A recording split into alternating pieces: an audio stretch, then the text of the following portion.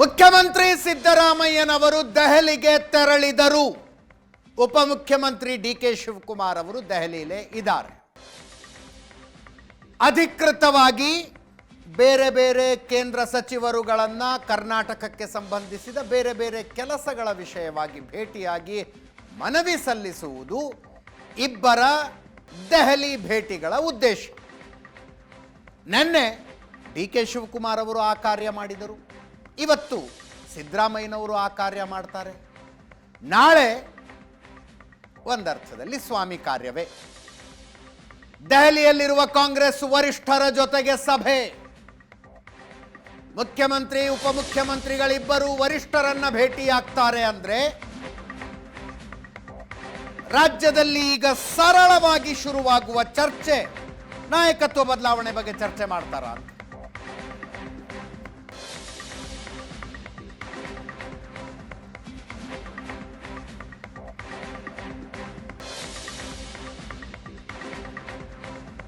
ನಾಳೆ ವರಿಷ್ಠರ ಜೊತೆಗೆ ನಡೆಯಲಿರುವ ಸಭೆಗೆ ರಾಹುಲ್ ಗಾಂಧಿ ಅವರು ಬಂದಿರ್ತಾರೆ. ಅದಕ್ಕಿಂತ ಮೊದಲೇ ರಾಹುಲ್ ಗಾಂಧಿ ಅವರನ್ನ ಒಂದು ಸಲ ಭೇಟಿಯಾಗಿ ಮಾತಾಡ್ಸೋಣ ಅಂತ ಡಿಕೆ ಶಿವಕುಮಾರ್ ಅವರು ನಿನ್ನೆ ಪ್ರಯತ್ನಿಸಿದರು. ರಾಹುಲ್ ಗಾಂಧಿ ಅವರ ಸಮಯ ತೆಗೆದುಕೊಳ್ಳೋ ಪ್ರಯತ್ನ ಮಾಡಿದ್ರು ನಿನ್ನೆ ಡಿಕೆ ಶಿವಕುಮಾರ್.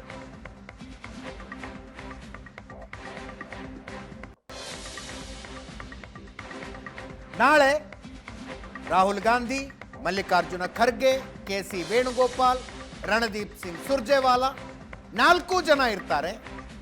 ಅವರ ಜೊತೆಗೆ ಮುಖ್ಯಮಂತ್ರಿಗಳು ಮತ್ತು ಉಪಮುಖ್ಯಮಂತ್ರಿಗಳಿಬ್ಬರದು ಮೀಟಿಂಗ್.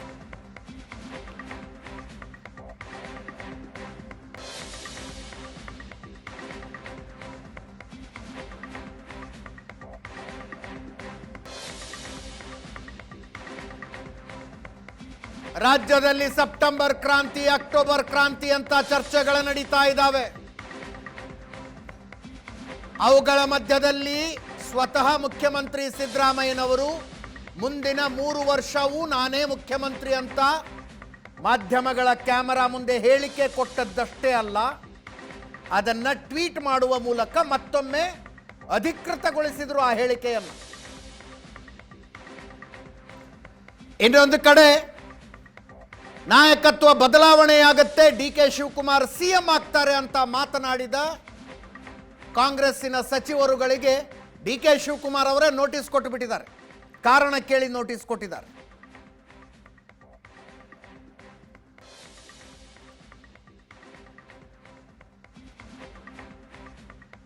ಇವೆಲ್ಲ ವಿಷಯ ನಾಳಿನ ಸಭೆಯಲ್ಲಿ ಚರ್ಚೆಯಾಗ್ತವ. 2 ಎಪಿಸೋಡ್ಗಳಲ್ಲಿ, 2 ಹಂತಗಳಲ್ಲಿ ಒಬ್ಬೊಬ್ಬರೇ ಶಾಸಕರನ್ನ ಕರೆಸಿ 1-to-1 ಮೀಟಿಂಗ್ ಮಾಡಿದ್ರಲ್ಲ ರಣದೀಪ್ ಸಿಂಗ್ ಸುರ್ಜೇವಾಲಾ ಅವರು. ಆ ಮೀಟಿಂಗ್ನಲ್ಲಿ ವ್ಯಕ್ತವಾದ ಅಭಿಪ್ರಾಯಗಳನ್ನು ಹಂಚಿಕೊಳ್ಳಲಾಗುತ್ತಾ? ವಿಧಾನ ಪರಿಷತ್ತಿಗೆ 4 ಸದಸ್ಯರ ನೇಮಕಾತಿ ಆಗಬೇಕಾಗಿದೆ. ನಿಗಮ ಮಂಡಳಿಗಳ ನೇಮಕಾತಿಗಳ ಬಾಕಿ ಇದ್ದಾವೆ. ಆ ಎಲ್ಲ ವಿಷಯ ಚರ್ಚೆಯಾಗತ್ತಾ? ಸಂಪುಟ ವಿಸ್ತರಣೆಯ ಚರ್ಚೆಗಳಿದ್ದಾವೆ,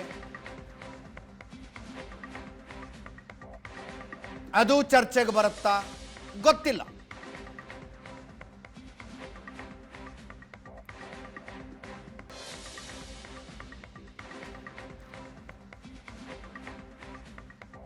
ನಾಳೆ ಒಂದು ಇಂಟ್ರೆಸ್ಟಿಂಗ್ ಸಭೆ ಅಂತೂ ಆಗುತ್ತೆ ದಿಲ್ಲಿಯಲ್ಲಿ.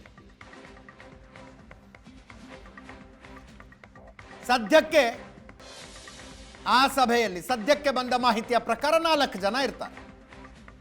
ರಾಹುಲ್ ಗಾಂಧಿ, ಮಲ್ಲಿಕಾರ್ಜುನ ಖರ್ಗೆ, ಕೆಸಿ ವೇಣುಗೋಪಾಲ್, ರಣದೀಪ್ ಸಿಂಗ್ ಸುರ್ಜೇವಾಲಾ, ಮುಖ್ಯಮಂತ್ರಿ ಸಿದ್ದರಾಮಯ್ಯನವರು ಮತ್ತು ಉಪಮುಖ್ಯಮಂತ್ರಿ ಡಿಕೆ ಶಿವಕುಮಾರ್.